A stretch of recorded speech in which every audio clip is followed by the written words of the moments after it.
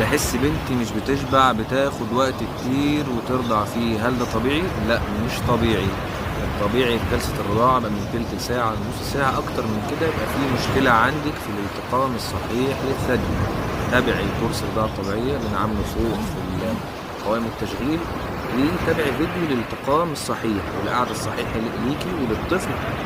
غالبا الأطفال اللي بتقعد ساعة وساعتين ماسكة الثدي ومش شبعانة بترضع، حاجة من الاتنين: يا إما الالتقام غير صحيح، يا إما هو الطفل عايز إن هو يكون ماسك الثدي عشان ده بيهديه أو يعمل له سوذنج أو بيخلي أعصابه تستريح، فهو عايز دايما يخلي إن في حاجة في بقه.